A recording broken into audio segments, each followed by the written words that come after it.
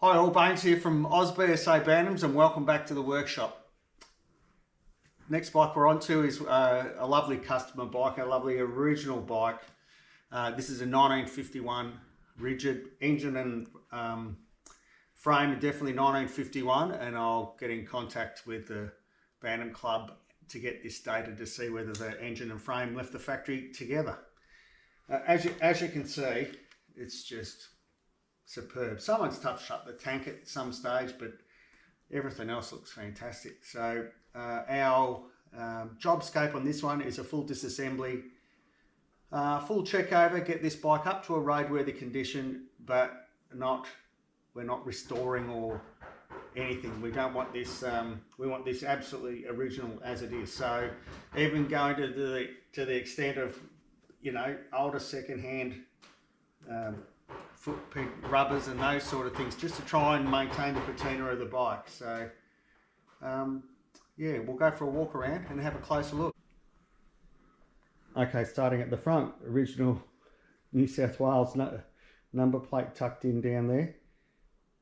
And for the UK viewers, in Australia at the time, we had to mount our front number plates like that. You weren't allowed to have the number plate running that way, and that's why the 4 holes are here for a special bracket, so the number plate was actually mounted across the front like that.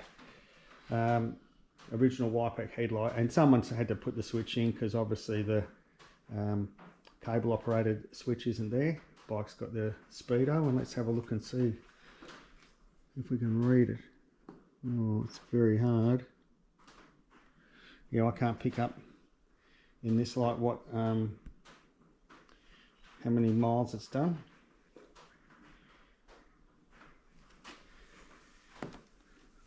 Engine looks pretty good. Toolbox there with the original stickers on it. It's obviously had the normal oil leak out of the gearbox side. We'll do things like replace the sprockets and chains on this bike. I think the sprocket at first glance was looking a bit ordinary. It is, and I'd say that is, well, it's riveted on, so it is the original sprocket unless someone's changed the sprockets out. Guard and everything looks in pretty good condition. Things like the springs will wire buff. This seat's a bit of a borderline. I'll have to have a think about that because it may not pass roadworthy, but we'll see. We'll give it a go. All right.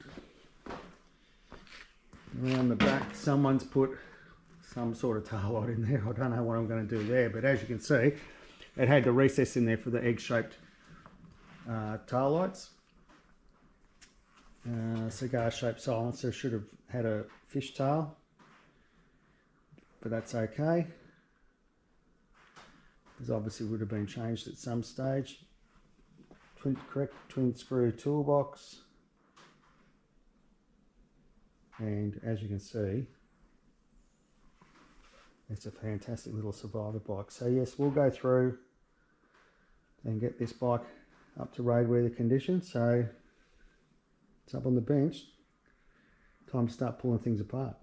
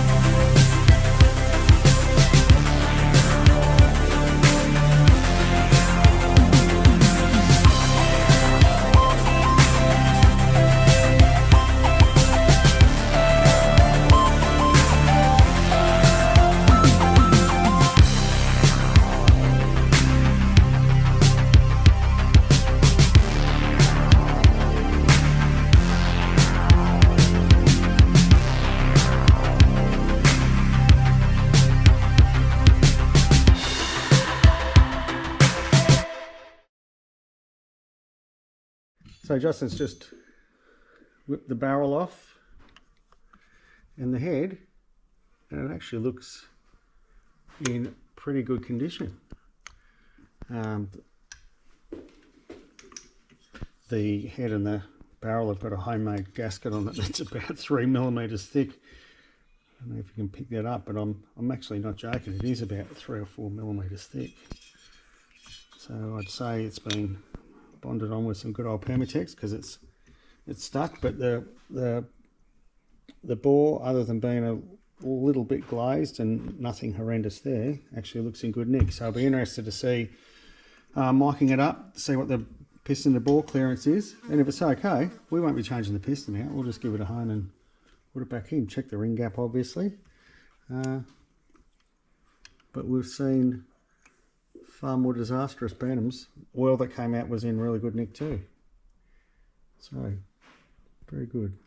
Over here on the bike itself, it's having a couple little issues getting the brake adjuster off. Not only is it bent, but it's pretty badly rusted, and just been working it with a bit of yield wire brush, and we'll get it off.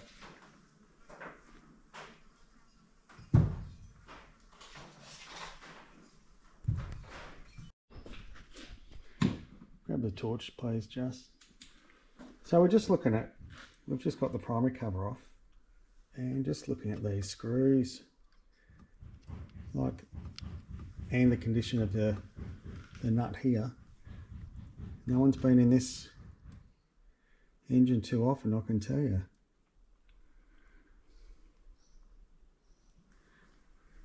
Even the state of the kickstart shaft and the splines on the gear change shaft, I mean, they really are in excellent condition. So hopefully this continues. Primary drive, you can see the colour of the residual oil in there, but, and it stinks, you know, it's the old mineral type oil, but God, we've pulled it apart and all you've seen is rust, and this is great. Well, it's a pleasant change, put it that way. So with the engine out, you can just see the bend in this centre stand stop plate. I mean, it is like an absolute banana. So I'd say some fat bastard's been sitting on the bike with the stand down. So that's what happens. It's also the very reason you shouldn't sit on a bike with the stand, or sit on a Bantam with the stand down to start it. Either start it with your left leg off the bike, or roll it off the stand and then kick it with your right leg while you're sitting on it. But that's the reason why. Now, if you've ever got a centre stand stop plate from us here at BSA Bantams, you'll notice that they're 2 millimeters thicker than what these ones are, and that's the very reason, because ours don't bend.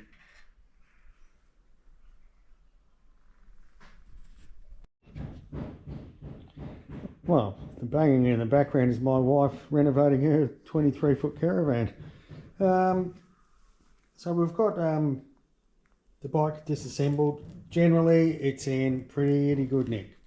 Pretty happy. So we're things like we'll be renewing the rolling elements and the headstand bearing. Frame's nice and straight. Doesn't look to be dinged up at all. Over here up on the bench, Justin's finished disassembling the engine, and generally that looks pretty good. You can see there the original old segmented cork clutch plates. They won't be going back in. All gear faces and that initially look really good, but we'll do a detailed inspection once we've got everything clean. Just having a quick look at the crank. It's not too bad, it's got a little bit of run out just by eye, but once we get the dial indicator on it, we'll have a decent look at that. Okay, this is our stator plate. You can see all the oil and crap around in here where it's been leaking. The windings actually look in really good condition. Now, the owner of this bike does not want the CDI. He wants to try and keep it original, and if you're going to keep it original, that's the set of windings you want. But the big problem with Bantams, look at the movement in that points post. And I'll have robust discussions with people about the value of electronic ignition over points, and they say, well, you can't fix a CDI on the side of the road. Well, you can't fix that on the side of the road either. That's stuffed.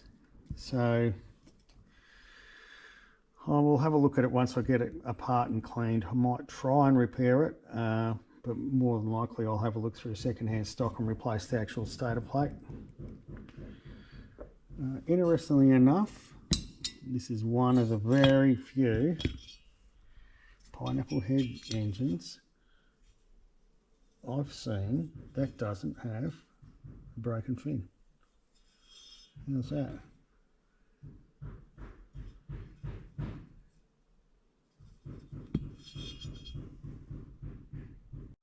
So some more components that we've got off.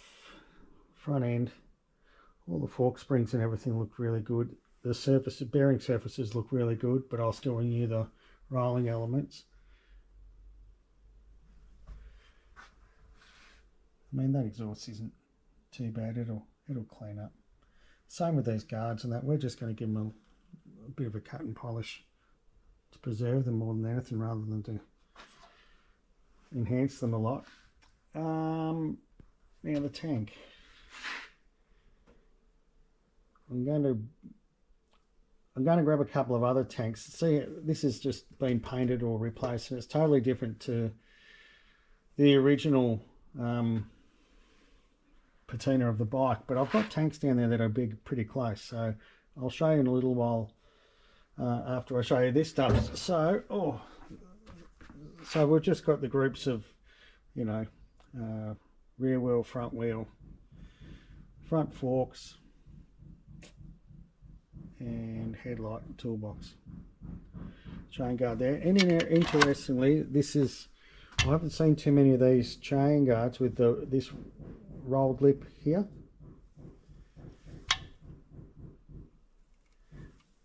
So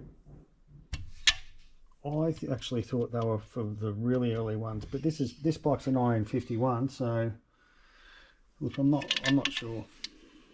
But anyway, it's a bit different. So here's another second-hand tank that we've got out of our second-hand stock. And it's in original paint.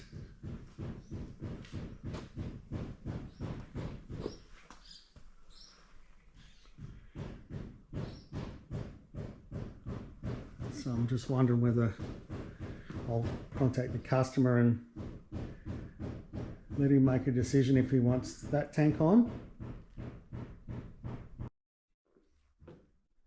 or that tank on.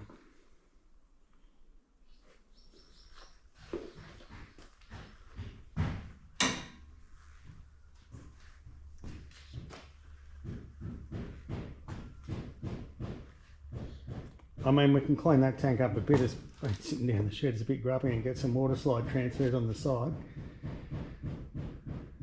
So, yeah, I'll have a chat to him.